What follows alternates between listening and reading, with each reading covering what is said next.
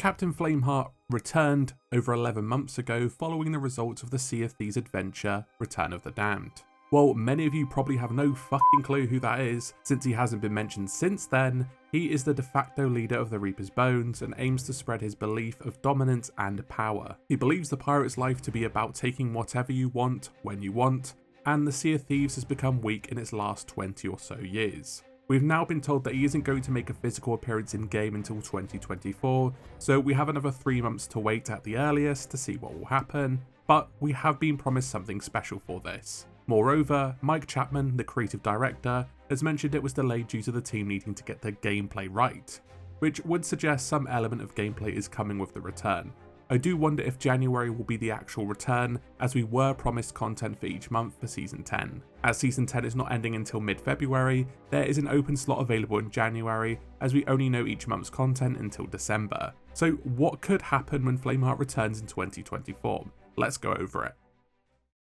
Starting us off, I think a new world event featuring Flameheart or his ship the Burning Blade would not be the best choice for the character. Firstly, spending 6 years waiting for the emergence of the main villain, only for them to end up like a punching bag for all eternity, would not be satisfying, nor could a boss battle with either be done justice in the current Sea of Thieves PvE. In the lore, Flameheart has some pretty gnarly powers, and based on previous boss battles, it would be hard not to make him just a giant bullet sponge with a sword. On top of that, Rare has shifted focus to the Reaper's Bones being a viable choice in the war for the Sea of Thieves, or at least since the conclusion of Return of the Damned in November 2022. Since then, we've been fighting against the Dark Brethren, and the Grand Maritime Union lurks on the horizon. Thematically, it would be a regression on those roleplay aspects, making Flameheart something we can just go and fight on demand. But expanding on the dichotomy between the Reapers and Athena's Fortune got an extensive quest hunting down an artifact for Ramsey, so why not have the opposite?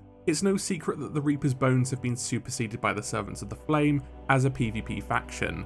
With the Reapers now the Diet PvP faction, it would make sense to shift them over to have a voyage to take part in. Just as the Legend of the Veil has multiple modules, the Legend of the Blade has players track down parts of the Burning Blade, the sword, not the ship, to deliver to the Reaper's Bones.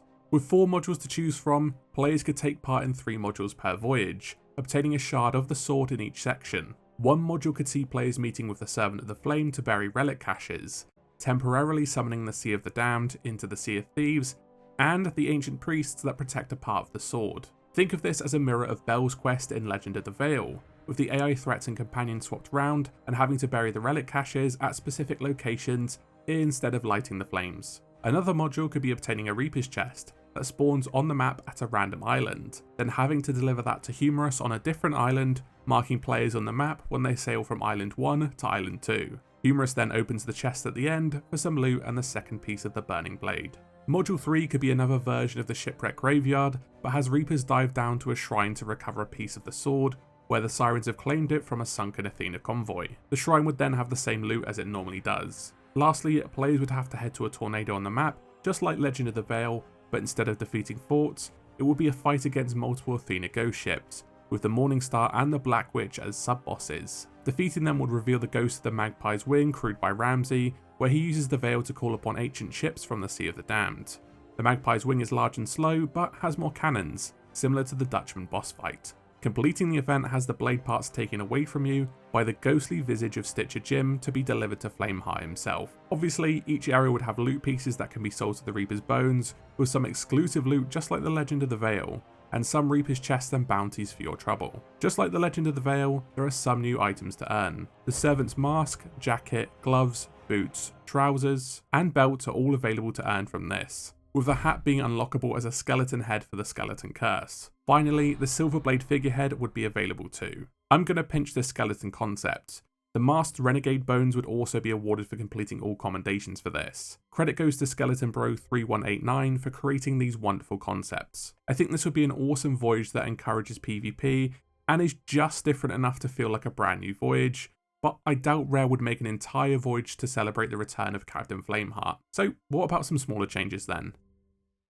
As Captain Flameheart will eventually retire to the lair, probably behind this door, it would be awesome to see the Reaper's hideout and lair get an overhaul. As Port Merrick was a result of Lost Sands, the Reaper's hideout should be reinforced too. The self-proclaimed king of the Sea of Thieves is not going to want an island in disrepair. The Reaper's hideout would receive black stone walls surrounding the islands, and towers becoming a part of that too. The northern island would also receive this makeover. The central chamber where the Servant of the Flame resides would become grander, covered in stone, but keeping its wooden core. Below, not much more would have changed aside from the Bonesmith now stocking more skeleton cosmetics. This time, these are tied with the Hourglass. The Skeleton Reaper clothing would be added, as well as new bone colours and Flameheart skeleton set. That's not all, as the Servant hat and sword would be moved from the Pirate Legend hideout and into his collection, with Flameheart's hat and sword from the Season 8 Season Pass also making an appearance. Any other Reaper sets, such as the Ashen Dragon, Burning Blade Sails and Reaper set, would be added to the Bonesmith store also.